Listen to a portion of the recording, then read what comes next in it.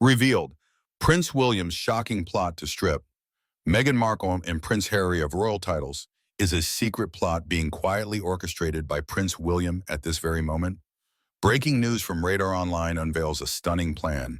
The Prince of Wales intends to strip Harry and Meghan Markle of their Sussex titles when he ascends the throne.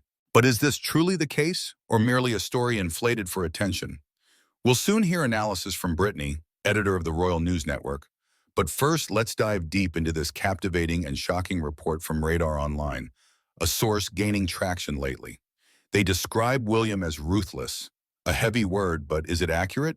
I don't think so. Could this simply be his rational way of protecting the royal family? So why did Radar Online choose this term?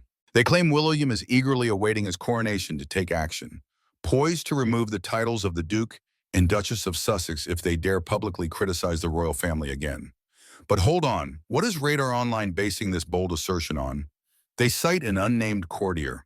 The king was especially hurt when Harry called him an emotionally cold father and spare. This sounds dramatic, but who said it? Is it fact or just a rumor woven to amplify the narrative? Charles, at 76, is said to fear being seen as petty by the public if he revokes titles granted by his beloved mother. A reasonable concern, but does it genuinely stop him from acting? William, in contrast, is portrayed as unwavering. But what drives him? Loyalty to the monarchy or a deeper personal motive? Is the palace truly preparing for this scenario behind closed doors? Or is this mere speculation from Radar Online? Let's pose the question. If William is really raring to act, as they say, why isn't he pushing for it now under his father's reign? Is Charles holding back, or is a larger plan being concealed? We need to scrutinize every detail. The truth might be more complex than what's been revealed. Is a silent conspiracy unfolding in the shadows of the palace? An insider discloses that behind the scenes, the royal family has tacitly approved stripping Harry and Meghan's titles if they cross the line again. But wait, who are these people whispering this? And does tacit approval signify an official decision, or just gossip echoing through the corridors of power? Revoking titles requires an act of parliament, no small feat. So why do insiders insist the palace has held secret meetings to strategize? When did these meetings happen? With whom? And what does this feasible plan entail? Radar Online reports it, but what evidence backs them up? The royal family is reportedly furious that Meghan brazenly flaunts the Sussex title for her and Harry's personal gain. This insider, once again unnamed, confirms it. But is this fury as intense as claimed, or an exaggerated emotion to justify forthcoming action? When King Charles passes, William will certainly pull the trigger and strip their HRH status, the source asserts. The word certainly rings with confidence. But what guarantees William will do this? Does he have a clear blueprint, or is this just a prediction rooted in current tensions? Then the story shifts. Harry is in trouble. He misses his family terribly, but no one in the royal circle speaks to him anymore. This news stuns us, but why is it surfacing now? Is Harry truly isolated, or is the palace deliberately painting him as an outcast to rationalize future moves? Brittany, my goodness, Charles seems reluctant to go hard, or rather, too lenient as I see it, when facing Harry and Meghan's blatant breaches of the Sandringham Agreement. But William is different, isn't he? He won't let it slide, or is that just what we want to believe? If he strips their titles upon taking the throne, would it be the right call or just an emotional gambit? We need to dissect this further. Is William safeguarding the monarchy or hiding a personal agenda? Is Prince William truly the one to change the game? Or is that just conjecture from insiders?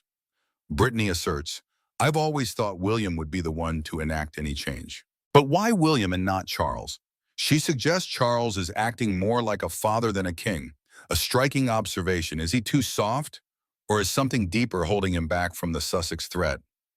Brittany argues Harry and Meghan are diluting the royal brand. But how much, and who feels the impact? She likens it to a company chasing brand copycats with full force. So why doesn't the royal family do the same? Is Charles indecisive, or does he have a hidden strategy? Brittany predicts Charles won't act. It will fall to William. But what makes her so sure? She denies William is eager to be king, suggesting instead he may seek a lasting fix for Harry and Meghan. Yet why does everything remain status quo? Are the royals intentionally letting it drift, or biding their time? In this modern age, things change too fast, she warns. But if they're caught flat-footed, as she puts it, who's accountable? Charles is battling cancer and adjusting to kingship, but are health and inexperience the only reasons for his hesitation? Brittany hopes William won't have to do it, but if not him, then who? I agree, I reply, but the question lingers. Why isn't Charles tougher? He's shielded from stress due to severe cancer, a worrying detail. He might live with it forever. So what makes him think the Harry-Meghan situation will resolve itself? With counselors of state, he opted to add people rather than strip Harry and Andrew of duties. A safe choice or just a delay?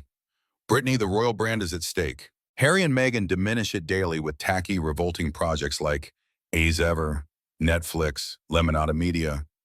So why doesn't Charles act to protect its sanctity? I've advocated stripping their titles since they left, but is that the only fix or just a knee-jerk reaction to what I foresaw? Brittany concurs. The royals need a remedy. She highlights Meghan's bullying allegations. No recourse because she's a principal, not an employee. How weak is this system? She suggests. If you leave the family, you leave the titles at the door. But why hasn't this been enforced? For the kids, she says titles should tie to being raised and educated in the UK. Sound logic. But why do Harry and Meghan cling to them from California? They desperately hold on despite Meghan hating all things royal. What does this contradiction hide? Brittany asks. Do other royals have similar rules? Sweden mandates in-country education for titles, a clear precedent. Princess Madeleine returned to preserve her kids' legacy. Denmark and Sweden stripped lower members. So why does Britain hesitate? Charles may fear backlash, but Brittany thinks the public would accept it since monarchies must modernize. But if so, why doesn't he act? Is he protecting Harry or his own image? And if William takes over, what will he do differently? We need to dig deeper. The truth may lie beyond these simple explanations. Is Meghan Markle genuinely chasing a billionaire dream, or is it an overblown fantasy? Brittany, consider this reality. Meghan seems determined to hit a massive financial milestone. Many scoff this will never happen. But the issue isn't whether she succeeds, it's what she's willing to do to try. Could this ambition drive her to increasingly tacky, awkward actions for the royals? Brittany, you flagged her plan online this week, writing that delusions of grandeur have always been strong with Meghan. But what fuels that delusion? She won't become a billionaire, that's clear. But what's the real motive behind marrying Harry? If he doesn't see she's after dollar signs, not love, is Harry the fool you claim? I agree, but that's a bold stance. Explain further. Brittany responds, when it comes to their marriage, I made a YouTube video years ago, still popular, showing Harry with hearts and Meghan with dollar signs. I don't believe she ever loved him. But hold on, is that speculation or fact? She argues Meghan loved Harry's title and money-making potential, not him. Why? She flamed out as an actress, aged out of sexy roles and was desperate for a wealthy man. But was her talent truly lacking, or did she just take an easier path? Harry's the fool she exploited. But is he really that naive? Brittany notes, everything they have done, especially this year, is a soulless cash grab. Example, affiliate links for clothes from her throne room in a $15 million mansion. Absurd or coldly calculated? She continues, Meghan flaunts bracelets, jewelry, but is disappointed Harry's just a lowly millionaire, not a billionaire. What lies behind that discontent? She props him up with occasional love-bombing praise, but why not more if she cares? Last week, she could have distracted the public with her product line, but didn't. Why, it's all about protecting her, Brittany insists. But protecting what? Reputation or cash flow? She cut Harry off from his family, God forbid he goes home, out of fear of losing him or his benefits. Brittany questions. The only reason they got deals is his family, not her talent. Does Meghan realize this or deliberately ignore it? Harry's an absolute fool if he doesn't see she married him for money. A harsh verdict. But if he knows and stays, what then? I agree. Brilliantly explained. Is Meghan Markle truly trapping Prince Harry with a clever, strategic snare, as we've seen this past week, Brittany?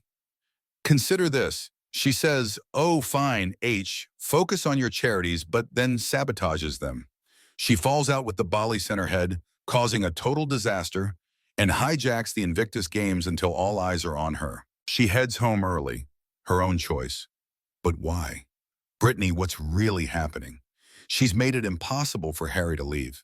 Kids in California, money in her hands, no plans for him with Netflix or any projects. Was this calculated from the start? Harry's cornered and trapped, but who's to blame? He's done himself a disservice by not being proactive financially, Brittany says. Spare was their biggest earner, but now he's completely stuck. Why didn't he see it coming? How much cash are they burning, Brittany? They splurge on security, private jets. But where's it from? How much is Harry's inheritance and how much has Meghan torched? They have income but outspend it, home maintenance, lawns, pools, a relentless money pit. Can their talent offset it? Brittany calls their brand a disaster. But what broke it? Harry's isolated with kids and Meghan's manipulation. She wanted this, but why did he go along? Brittany sympathizes due to manipulation. But how much was his choice? He made his bed and must lie in it. But if he wakes up, what changes? She loved his title, his money, not him. Does Harry see it, or is he willfully blind? I agree. Digging into Meghan's past, I found she just wanted a famous British boyfriend. Cardell, Max George, Ashley Cole. Odd picks, but what do they reveal? She hit the jackpot with Harry, but did he fall for her out of naivety or desperation? Brittany, let's shift to the real royals. King Charles, with incurable cancer, still did 18 engagements in 10 days before hospitalization. Why push himself so hard?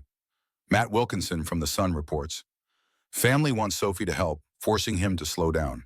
But Sophie, steady, loved by Queen Elizabeth II, isn't tasked with big jobs despite her eagerness. Why does Charles refuse? He hesitated to give Edward and Sophie the Edinburgh titles, but they got them. So why not use them? They're a lovely family, no scandals, devoted kids, yet Charles shoulders it alone. With serious cancer treatment, what drives his refusal to rest? Is something hidden behind this persistence? Is King Charles facing an unsolvable paradox? I feel terrible for Charles, Brittany says, because he waited a lifetime to be king, only for his health to crash disastrously now. Why disastrous? What's really going on? He wants to work, and Brittany praises that diligence. But is this dedication masking a steeper cost?